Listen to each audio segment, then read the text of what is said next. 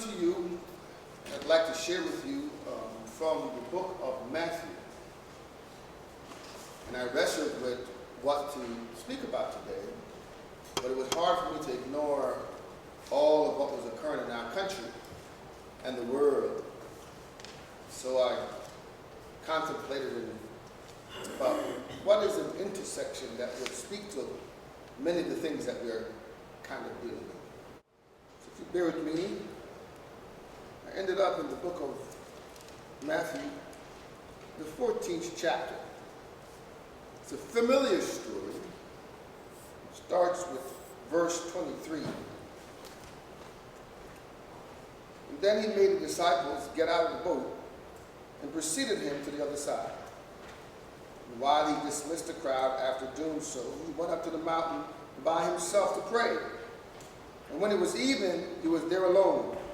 Meanwhile, the boat, already a few miles offshore, was being tossed by the waves and the wind. And during the fourth watch of the night, he came towards them, walking on the water. When the disciples saw him walking in the water, they were terrified. "Is it a ghost?" they said. And they cried out with fear. And once Jesus spoke to them, he said, "Take courage, it is I. Do not be afraid." And Peter said unto him, "Lord, if it's you, command me to come on the water." And he said, "Come." Peter got out the boat and began to walk on the water towards Jesus. And when he saw how strong the winds was, he became frightened and began to sink and cried out, "Lord, save me." And immediately Jesus stretched out his hand and caught him and said unto him, "How you have little faith, why did you doubt?" I want to pause right there. It is my tradition.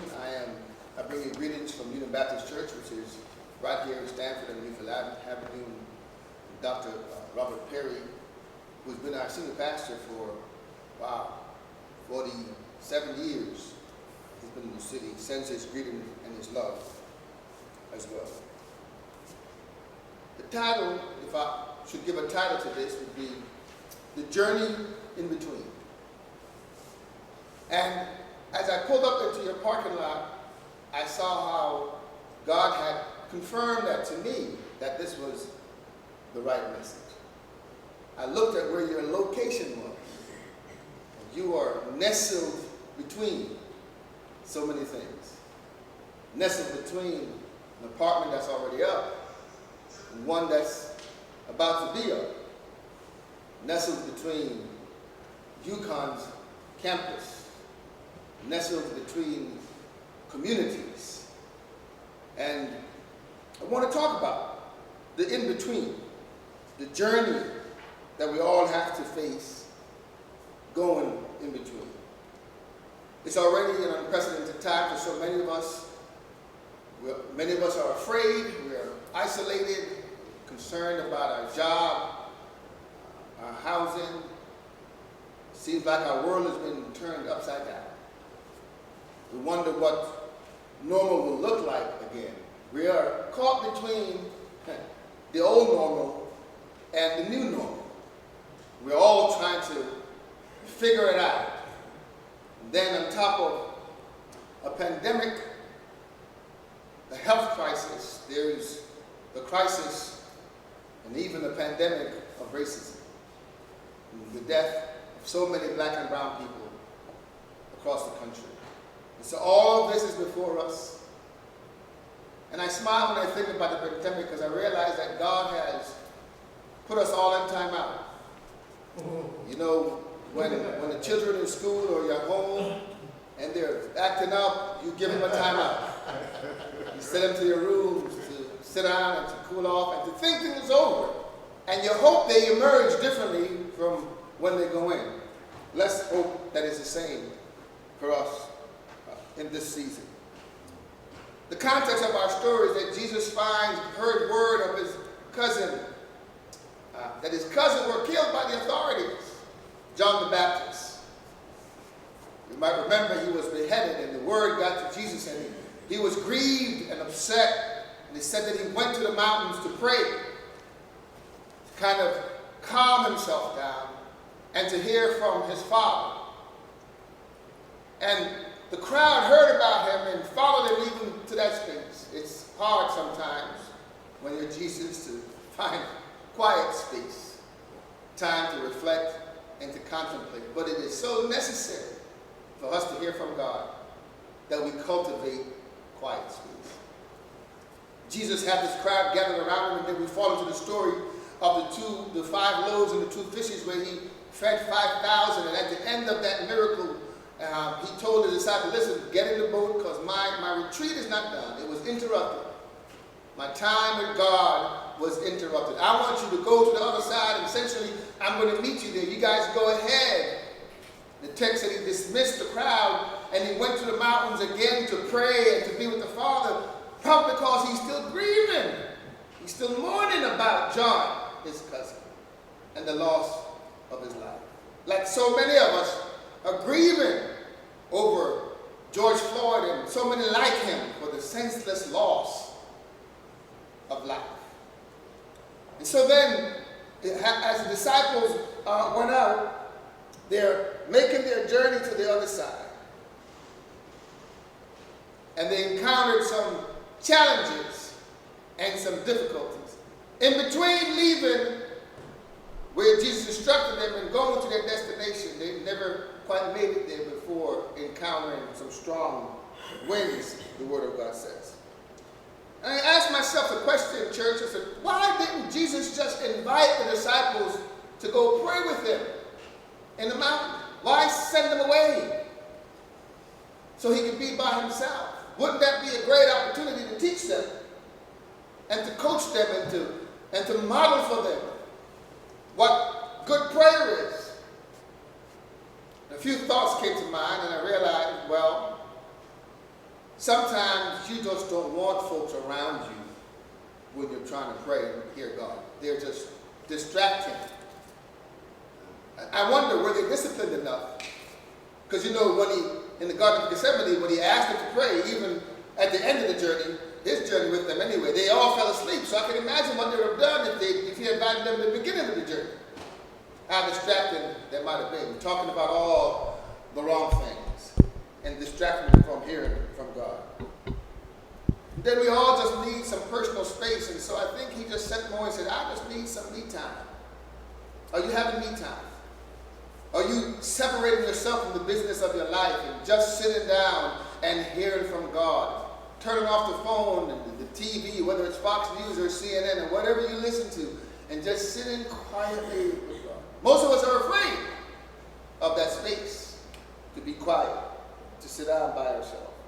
Then finally I thought to myself, maybe this instruction to go to the other side by themselves was really intentional because he wanted them to teach them a lesson about faith, a lesson about trusting God, a lesson about the journey to the other side, a lesson about courage in the midst of challenges and difficulties.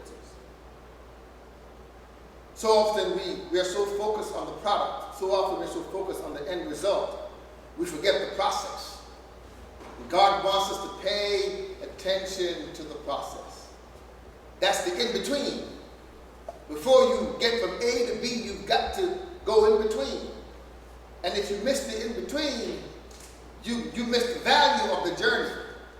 If you miss the in-between, I heard an example about, they talked about the gravestone. You have a birth date and a death date, and there's a dash in between. And what matters is not the birth date or the death date, the truth be told. What really matters is how did you live in between? What kind of consciousness did you have in between? Were you mindful in between to pay attention to the things that were happening around you? Did you contemplate your journey? Did you ask yourself some hard question? Is this the right road I'm taking? Is this the best strategy that I'm taking? Is this all about me, or should I be thinking differently?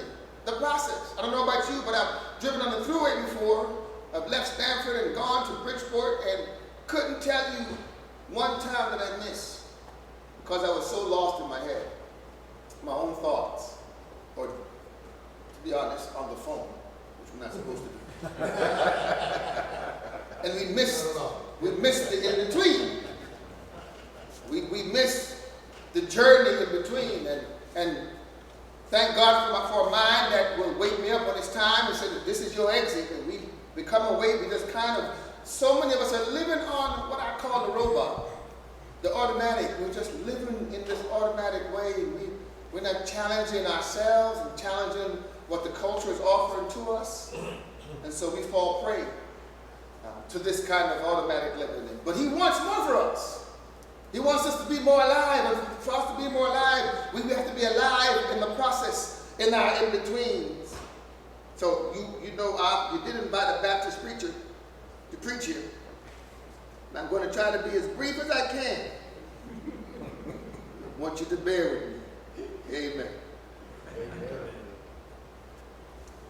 And so, how do we kind of make our way through this? The disciples find themselves struggling with the wind right about midway through the journey. It was about an 8-mile journey, and right about midway they should have made it hours ago, and they're still struggling. As a matter of fact, it looked like they were losing ground because the winds were so strong.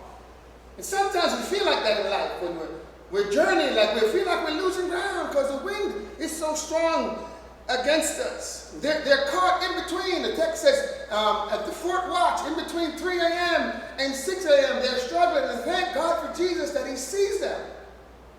He sees them through a storm.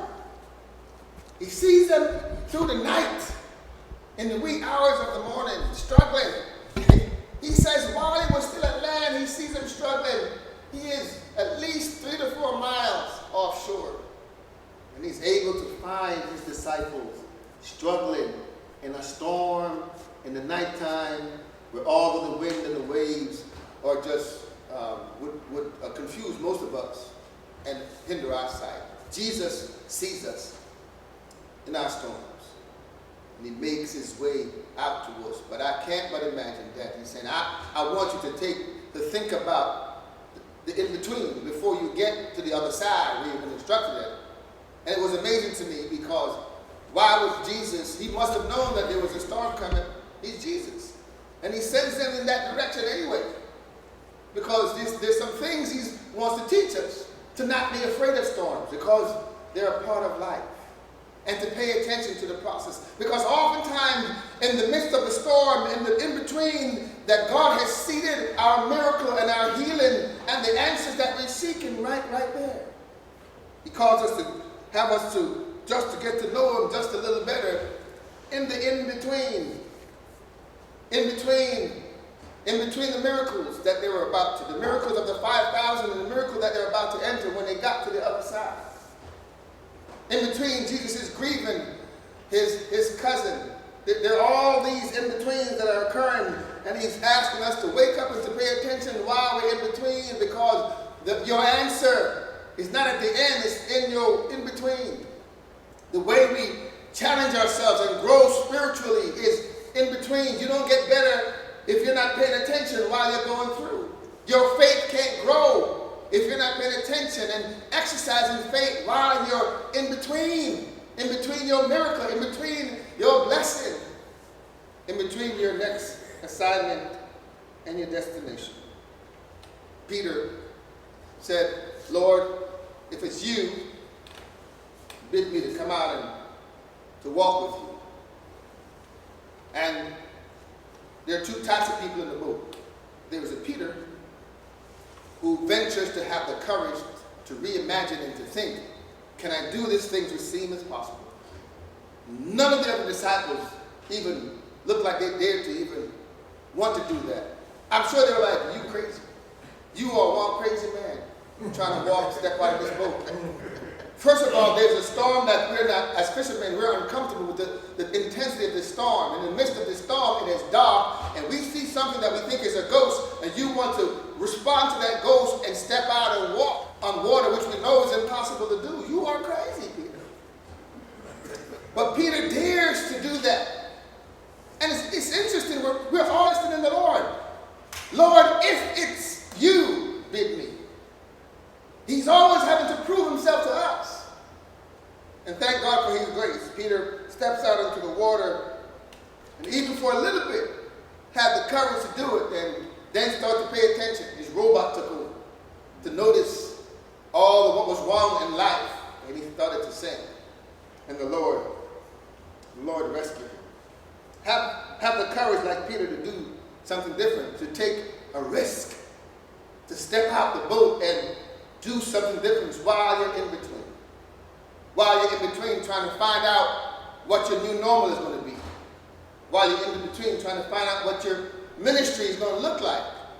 We're in between what used to be and what will be. And it's in between that you make a decision and you form what will be. In between, the Emancipation Proclamation and the ideal American way. We're in between so many things. And I invite you to be encouraged. As Jesus said, be encouraged and don't be afraid, because essentially, when you step out, the more you step out, the closer he steps to us. And even if you fail, have the courage to fail. Don't let failure or the fear of failure make you not try.